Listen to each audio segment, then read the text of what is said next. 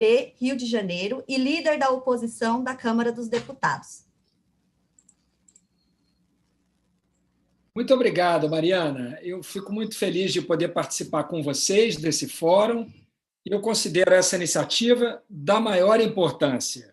Essa manifestação do deputado norte-americano, que acaba de falar, mostra um pouco disso. Quero saudar a todos e cumprimentar todos os colegas parlamentares na pessoa do deputado Ayrton Faleiro, que teve a iniciativa de criar esse fórum permanente, que se mostra cada vez mais importante. Eu quero começar a minha breve fala reconhecendo que, na minha visão, nós vivemos hoje um dos momentos mais difíceis da nossa sociedade, decorrente da sobreposição de sucessivas crises e emergências. Nós vivemos uma emergência amazônica, como anunciada pelo próprio título desse evento, mas nós também vivemos outras emergências que se sobrepõem e agravam umas às outras. A gente vive uma emergência ambiental no Brasil e no mundo, uma emergência climática, uma emergência socioeconômica e uma emergência sanitária. Essas crises todas não começaram no atual governo, salvo a emergência sanitária e a decorrente dela, a emergência socioeconômica. Mas o atual governo brasileiro agravou todas essas crises. Ele tornou todas essas crises muito piores do que seria necessário. Então, esse é um primeiro ponto que eu gostaria de destacar. Segundo ponto, para pegar um exemplo desse agravamento, a denúncia de genocídio indígena pela ação criminosa, seja por dolo, seja por omissão, do atual governo.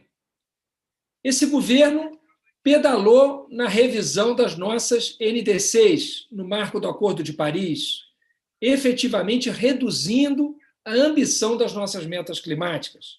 Aproveito a oportunidade para saudar a ação popular apresentada pelos jovens do Engajamundo e do Fridays for Futures, que tentam reverter essa manobra. Esse é o governo cuja pauta antiambiental no Congresso é a mesma do agronegócio predatório. Liberação de agrotóxicos, grilagem de terras públicas, mineração em terras indígenas e flexibilização do licenciamento ambiental.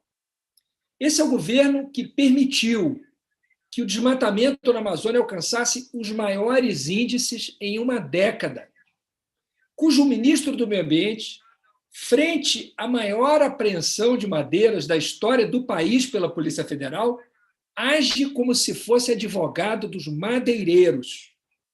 O mesmo ministro que defendeu valer-se da cobertura da pandemia pela imprensa para passar boiada, como disse há pouco o deputado Faleiro, sobre as normas ambientais. Não à toa, o ministro Salles não emitiu qualquer lamento pelo fato de que sua pasta terá o menor orçamento em 21 anos, 1,7 bilhão. A título de comparação, o governo federal oferece cerca de 14 bilhões por ano em subsídios a agrotóxicos. 14 bilhões. Agora, esse mesmo ministro tenta usar a Amazônia para condicionar a sua proteção ao pagamento de $1 bilhão pelos Estados Unidos.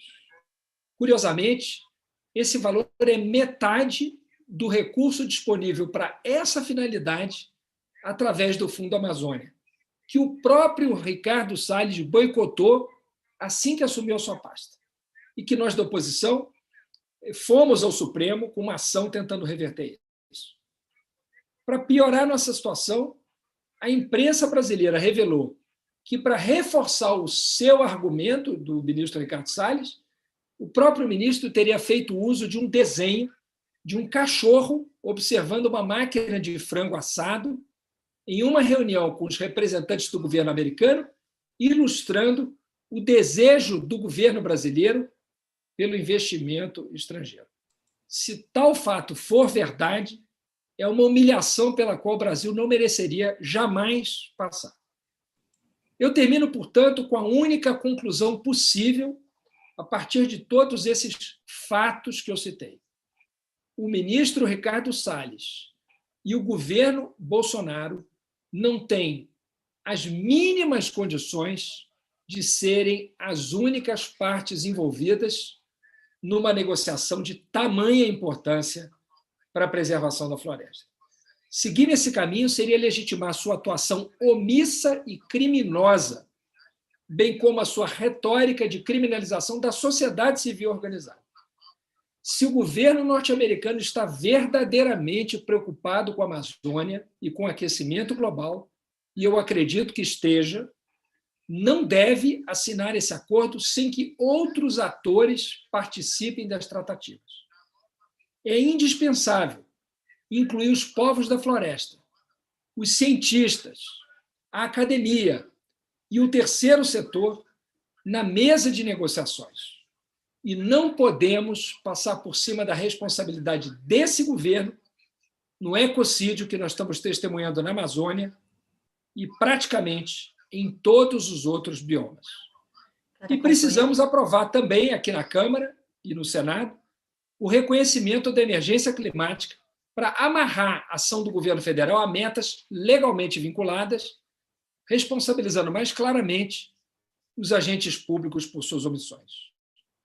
No que depender da oposição na Câmara dos Deputados, eu quero deixar algo bem claro para Bolsonaro e para Salles e para suas boiadas. Não passarão. Vivam a floresta amazônica e os povos originários e tradicionais que lá vivem. Obrigado, Molon. Muito obrigada, Molon. Especialmente enquanto